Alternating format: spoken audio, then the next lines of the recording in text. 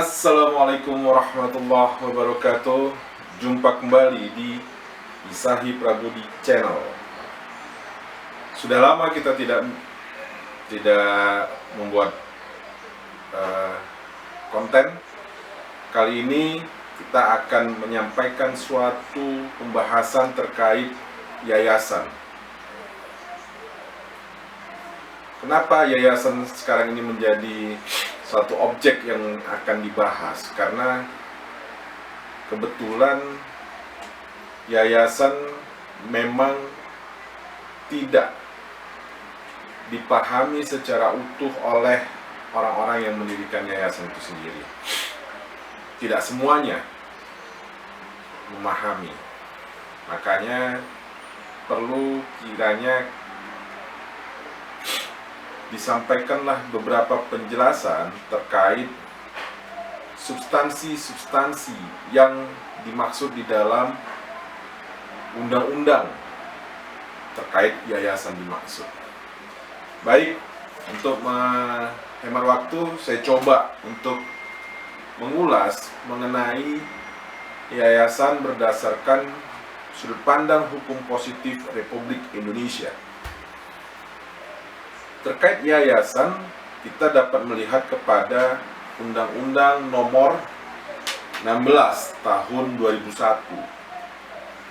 Kemudian ada perubahan dari Undang-Undang Nomor 16 Tahun 2001 kepada Undang-Undang 28 Tahun 2004. Nah, kemudian ada peraturan pemerintah atas yayasan itu, yaitu PP nomor 63 tahun 2008 dan PP nomor 2 tahun 2013. Baik, kita coba akan membahas mengenai Undang-Undang nomor 16 tahun 2001 pasal 1. Pengertian yayasan adalah badan hukum yang terdiri atas kekayaan yang dipisahkan dan diperuntukkan untuk mencapai tujuan tertentu di bidang sosial, keagamaan, dan kemanusiaan, yang tidak mempunyai anggota. Itu pasal 1. Nah, pengertian pasal 1 ini bahwasanya yayasan badan hukum yang terdiri atas kekayaan yang dipisahkan. Kekayaan yang dipisahkan. Nah, sehingga tidak mungkin kekayaan yayasan terdiri dari kekayaan pendirinya. Jadi sudah harus dipisahkan itu, kekayaan yayasan dari harta pendirinya. Nggak bisa ada pendiri mengklaim harta yayasan merupakan harta dia. Itu suatu hal yang sangat keliru cara berpikirnya. Karena pasal 1 ayat 1-nya menegaskan yayasan adalah badan hukum yang terdiri atas kekayaan yang dipisahkan dan diperuntukkan untuk mencapai tujuan tertentu di bidang sosial, keagamaan, kemanusiaan yang tidak mempunyai anggota. Pasal 2. Organ yayasan itu terdiri dari 3: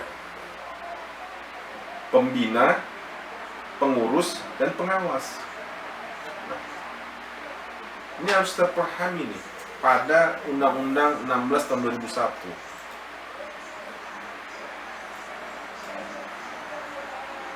Di mana posisi pendiri? Nah, posisi pendiri di luar dari organ yayasan. Karena organ yayasan pasal 2, organ yayasan berdasarkan pasal 2 itu hanya mengakomodir pembina, pengurus, dan pengawas. Makanya kita harus paham dulu ini terkait hal yang namanya yayasan. Nah, kita coba lihat nih pada perubahannya pasal Undang-Undang 28 tahun 2004. Tadi kan kita sebutkan kan Undang-Undang 16 tahun 2001. Bagaimana di perubahannya? Ternyata pasal 1 sampai dengan pasal 2 tidak ada perubahan.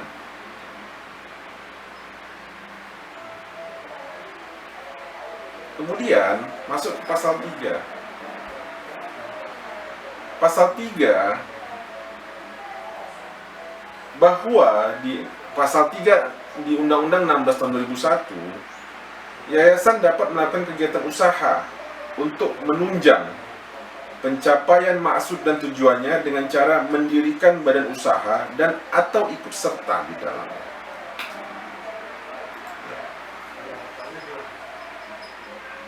Ikut serta dalam suatu badan usaha. Ayat 2-nya, yayasan tidak boleh membagikan hasil kegiatan usaha kepada pembina, pengurus, dan pengawas. Tidak boleh dibagikan hasil usahanya. Maka kita lihat dulu di Undang-Undang 28 2004, bagaimana pemahaman, apakah pasal 3-nya ada perubahan. Nah, ternyata pasal 3 berbunyi begini di dalam Undang-Undang 28-nya. Ketentuan pasal 3 substansinya tetap dan penjelasannya diubah, sehingga rumusan penjelasan pasal 3 adalah sebagaimana tercantum dalam penjelasan pasal demi pasal angka 1 Undang-Undang ini. Nah, apa itu penjelasannya di Undang-Undang 28 tahun 2004? Coba kita lihat penjelasannya. Penjelasan pasal 3 ayat 1 yang termuat di dalam Undang-Undang 28 tahun 2004. Ketentuan dalam ayat ini dimaksudkan untuk menegaskan bahwa yayasan tidak digunakan sebagai wadah usaha dan yayasan tidak dapat melakukan kegiatan usaha secara langsung, tetapi harus melalui badan usaha yang didirikannya atau badan usaha lain di mana yayasan menyertakan kekayaannya. Sangat jelas penjelasannya bahwa yayasan itu tidak digunakan sebagai suatu wadah usaha. Dan ingat, yayasan tidak dapat melakukan kegiatan usaha secara langsung, tetapi harus melalui badan usahanya yang didirikan mereka, ya, yang didirikan oleh yayasan. Nah, ingat, yayasan bukan wadah usaha, dan yayasan tidak dapat melakukan kegiatan usaha secara langsung, tetapi harus melalui badan usaha yang didirikannya. Itu jelas itu penjelasan pasal 3 Undang-Undang 28 tahun 2004, perubahan dari Undang-Undang 16 tahun 2001. Jadi kalau ada yayasan yang melakukan kegiatan usaha secara langsung, nah itu yang keliru sekali, karena melanggar ketentuan dari undang-undang terkait yayasan tersebut. Ayat 2-nya pada pasal 3 tersebut kita bisa baca bahwa yayasan tidak boleh membagikan hasil kegiatan usaha kepada pembina, pengurus, dan pengawas. Nah, ini harus hati-hati dipahami. Nah, hasil kegiatan usaha yang mana? Ya, hasil kegiatan usaha yang telah diserahkan kepada yayasan. Misalkan yayasan punya badan usaha berupa yayasan badan usaha pendidikan. Nah, hasil dari badan usaha pendidikan itu diserahkan ke yayasan. Ini yang tidak bisa dibagikan kepada pembina, pengurus, dan pengawas. Ingat, itu yang tidak bisa dibagikan. Setelah diserahkan ke yayasan, menjadi harta yayasan. Tapi, kalau di pasal selanjutnya, yayasan itu harus mengeluarkan biaya-biaya yang dikeluarkan oleh organ Organnya siapa? Pembina, pengurus, dan pengawas. Harus diganti oleh yayasan kalau memang pembina, pengurus, dan pengawas mengeluarkan biaya-biaya. Itu tercantum ya di dalam pasal 6. Yayasan wajib membayar segala biaya atau ongkos yang dikeluarkan oleh organ yayasan dalam rangka menjalankan tugas yayasan. Itu jelas harus diganti kalau memang dikeluarkan untuk kepentingan yayasan. Nah, tadi kita membahas bahwasanya yayasan itu berbadan hukum. Pertanyaannya, kapan yayasan itu berbadan hukum? Nah, maka kita bisa baca di pasal 11 Undang-Undang 16 tahun 2001 ayat 1. Yayasan memperoleh status badan hukum setelah akta pendirian yayasan sebagaimana dimaksud dalam pasal 9 ayat 2 memperoleh pengesahan dari menteri. Ingat, ada pengesahan atas akta notaris pendirian yayasan, maka dia baru dapat berstatus badan hukum. Nah, pengertian pada pasal 1 ayat 1 yayasan adalah badan hukum. Kapan dia menjadi badan hukum? Setelah akta pendiriannya disahkan oleh menteri. Jadi harus paham kita nih. Jadi kalau ada yayasan yang akta notarisnya tidak disahkan oleh menteri, maka perlu dipertanyakan apakah dia merupakan badan hukum atau tidak. Tentunya tidak, karena memang secara nyata, secara lugas pasal 11 Undang-Undang 16 tahun 2001 menegaskan itu. Kapan dia jatuh menjadi badan hukum? Ketika akta pendiriannya disahkan, mendapat pengesahan dari menteri. Kita coba lihat pasal 11 tersebut, apakah ada perubahan? Ternyata tidak ada perubahan. Nah,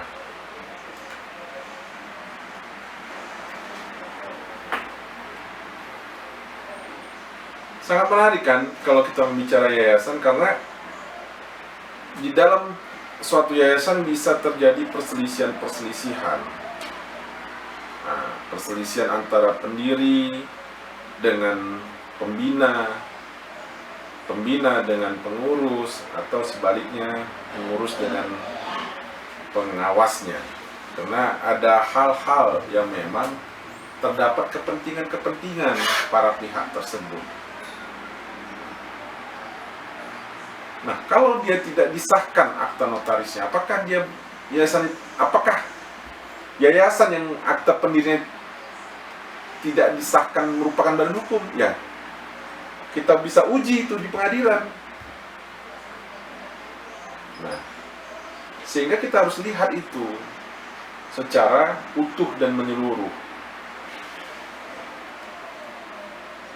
Yayasan yang sudah berbadan hukum, maka segala perbuatan organnya itu adalah perbuatan hukum. Dia tidak boleh sembarangan. Harus hati-hati bagaimana mencermatinya. Tidak bisa asal bertindak untuk kepentingan pribadi. Tidak bisa. Itu saja dulu sementara terkait kepada undang-undang yayasan. Kita baru bahas sampai pasal 11. Nah, untuk lebih lanjutnya kita akan mengelaborasi pada pasal-pasal lanjutannya pada episode-episode berikutnya. Makanya kita sarankan untuk subscribe channel ini pada bagian yang sudah ditentukan supaya tidak ketinggalan informasi dan pemahaman atas penjelasan-penjelasan lainnya terkait yayasan. Akhirul kalam, saya ucapkan terima kasih. Assalamualaikum warahmatullahi wabarakatuh.